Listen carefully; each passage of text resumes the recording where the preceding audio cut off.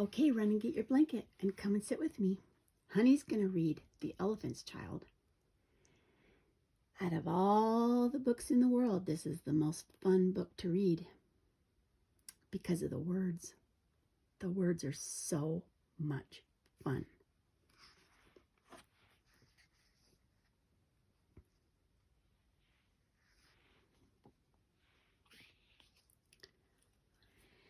In the high and far-off times, the elephant, O best beloved, had no trunk. He had only a blackish, bulgy nose as big as a boot that he could wiggle about from side to side. But he couldn't pick up things with it. But there was one elephant, a new elephant, an elephant's child, who was full of satiable curiosity. And that means he asked ever so many questions. And he lived in Africa, and he filled all Africa with his satiable curiosities. He asked his tall aunt, the ostrich, why her tail feathers grew just so, and his tall aunt, the ostrich, spanked him with her hard claw. He asked his tall uncle, the giraffe, what made his skin all spotty, and his tall uncle, the giraffe, spanked him with his hard hoof, and still he was full of satiable curiosity. He asked his broad aunt, the hippopotamus, why her eyes were red, and his broad aunt, the hippopotamus, spanked him with her broad hoof. And he asked his hairy uncle, the baboon, why melons tasted just so, and his hairy uncle, the baboon, spanked him with his hairy paw. And still he was full of satiable curiosity. He asked questions about everything that he saw or heard or felt or smelt or touched, and all his uncles and his aunts spanked him. And still he was full of satiable curiosity. One fine morning, in the middle of the procession of the equinoxes, this satiable elephant's child asked a fine new question that he had never asked before. He asked, "What does the crocodile have for dinner?" Then everybody said, "Hush!" in a loud and dreadful tone, and they spanked him immediately and directly without stopping for a long time. By and by, when that was finished, he came upon Cola Bird sitting in the middle of a wait-a-bit thorn bush, and he said, "My father has spanked me, and my mother has spanked me. All my aunts and uncles have spanked me for my satiable curiosity. And still, I want to know what the crocodile has for dinner." Then the Cola Bird said with a mournful cry, "Go to the banks of the great, gray, green, greasy Limpopo River all set about with fever trees and find out." That very next morning, when there was nothing left of the equinoxes, because the procession had proceeded according to precedent, this satiable elephant's child took 100 pounds of bananas, the little short red kind, and 100 pounds of sugar cane, the long purple kind, and 17 melons, the green crackly kind, and said to all his dear families, "Goodbye. I'm going to the great gray green greasy Limpopo River, all set about with fever trees, to find out what the crocodile has for dinner."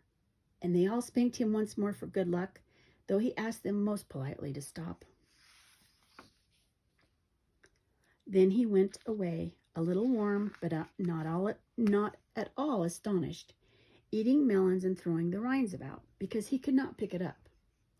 He went from Grahamstown to Kimberley, and from Kimberley to Kama's country, and from Kama's country he went east by north, eating melons all the while, till at last he came to the banks of the great gray green greasy Limpopo River, all set about with fever trees, precisely as Cola Bird had said.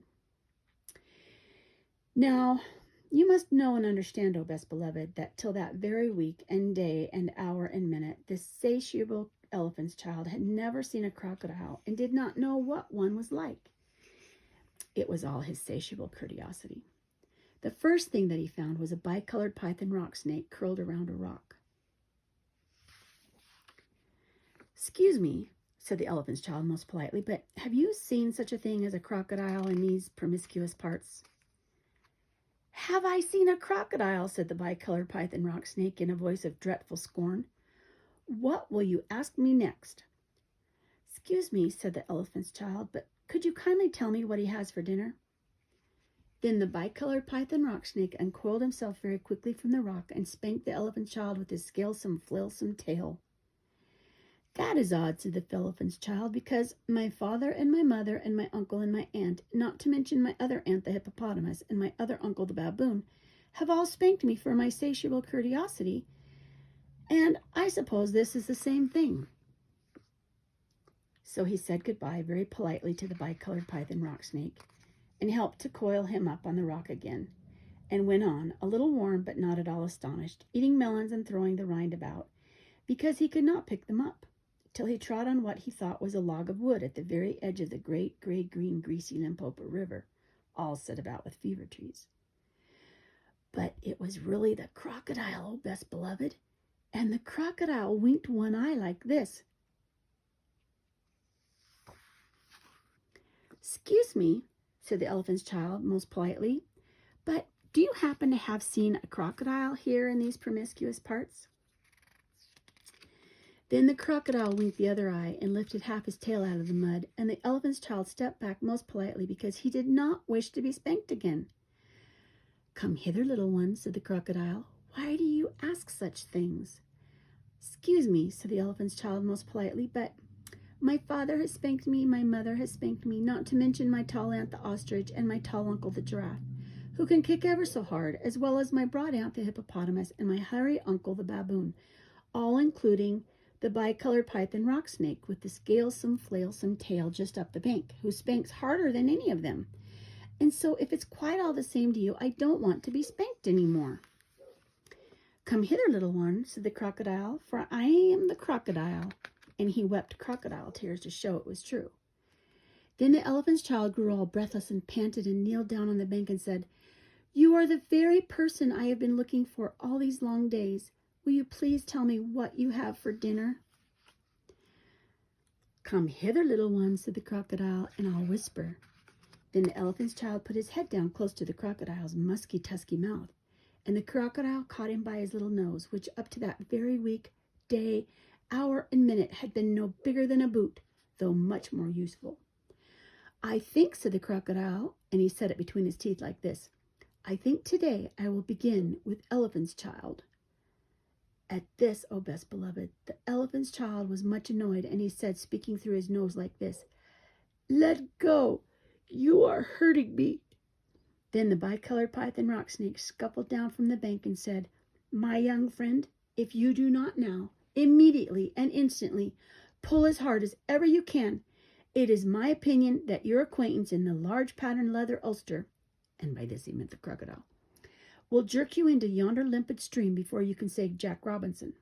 This is the way that all bicolored python rock snakes always talk. Then the elephant's child sat back on his little haunches and pulled, and his nose began to stretch. And the crocodile floundered into the water, making it all creamy with great sweeps with his tail, and he pulled and pulled and pulled. And the elephant's child's nose kept on stretching, and the elephant's child spread all his little four legs and pulled and pulled and pulled. And his nose kept on stretching, and the crocodile threshed his tail like an oar, and he pulled and pulled and pulled. And at each pull, the elephant's child's nose grew longer and longer, and it hurt him, high juice. Then the elephant's child felt his legs slipping, and he said through his nose, which was now nearly 5 feet long, "This is too much for me." Then the bicolored python rock snake came down from the bank and knotted himself in a double clove hitch around the elephant child's hind legs and said, "Rash and inexperienced traveler, we will now seriously devote ourselves to a little high tension, because if we do not, it is my impression that yonder self-propelling man of war with the armor-plated upper deck," and by this, oh best beloved, he meant the crocodile, "will permanently vitiate your future career." That is the way all bicolored python rock snakes talk. So he pulled, and the elephant's child pulled, and the crocodile pulled, but the elephant's child and the bicolored python rock snake pulled hardest. And at last the crocodile let go of the elephant's child's nose with a plop that you could hear all up and down the Limpopo. Then the elephant's child sat down most hard and sudden, but first he was careful to say thank you to the bicolored python rock snake, and next he was kind to his poor pulled nose and wrapped it up in cool banana leaves, hung it in the great gray-green greasy Limpopo to cool.